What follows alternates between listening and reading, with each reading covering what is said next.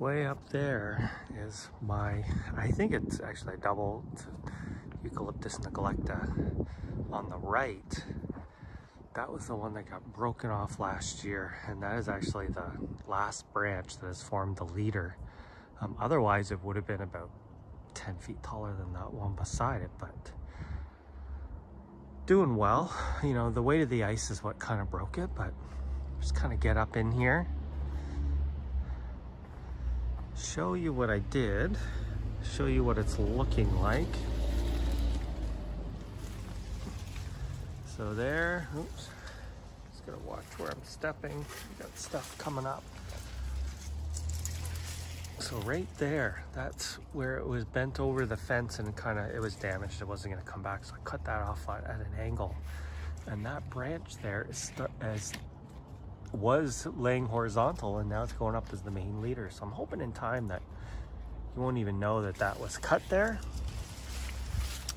But neglecta is one of the most cold hardy, and I wanted to show you the juvenile foliage, how big these leaves can actually be. And this one in my hand is not even the biggest. There are some that are larger.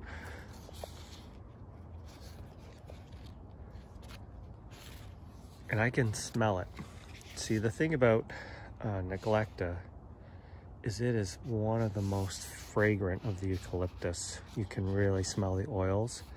And anytime you kind of get these old, dead, dry leaves, if you just crumple them, they smell amazing.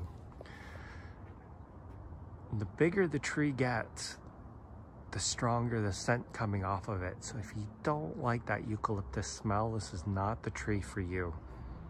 When it gets hot, you can smell it. After a rain and it's been dry for a while, you can smell it. And when they flower, you can smell them. And I'll see if I can find it on any of these branches. My tree's kind of getting to the point where it's not quite as noticeable, but one of the defining characteristics of these, it's I don't know if it's, oops, kind of tough to see, but they start out with, the stems are square, perfectly square. It is quite unique. So you get these perfectly square stems, and you kind of get these double lobe leaves. In time, this kind of, you know, there's one on each side. You can kind of see that right there. In time, those do go away. And higher up, you can see the leaves are changing. I have found that this tree is quite slow to change. I have a snow gum over here, and it got the adult foliage pretty quickly. Same thing with the spinning gum. But these neglecta seem to hold on to these kind of juvenile pattern. So square stem is kind of like bi-lobed shape is a real good indicator, and the smell. And eventually in time, like these main trunks here were square. Just gonna zoom out a bit. And they do become circular, and they will start to peel like most eucalyptus. Kind of see here, not quite as much. The color on the trunk, it's kind of unremarkable, really. It's just kind of a brown color. Some of the other eucalyptus have much more interesting bark, but you plant this one for the smell. It's quite cold hardy, zone 8 for sure, probably into high into zone 7. And it doesn't get too big. So I have seen what I would consider mature specimens, and they're, you know, kind of like the size of a maple tree or something. You're talking that 35-foot range, maybe 40, where some of the other eucalyptus get absolutely massive. This one's much more well-behaved. You don't want to plant it around any sort of your foundation of your house or any sort of sidewalks or anything like that, because they do have invasive roots. So this is kind of on the edge of my property, away from the road. So this is kind of an ideal location for this, but pretty easy.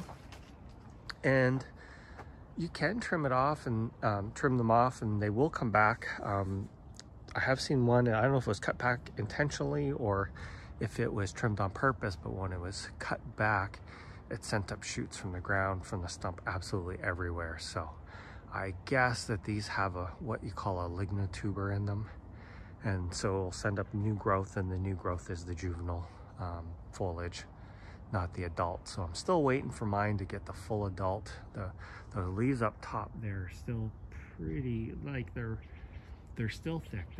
They eventually will get more of that kind of sickle shape to them, but quite a fast growing tree for sure.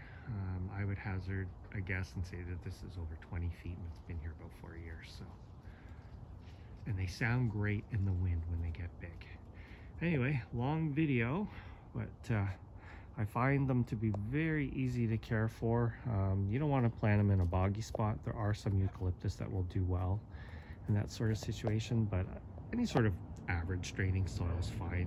Where this one's located, it is not a very free draining soil. It's just kind of in between. So, and give them sun.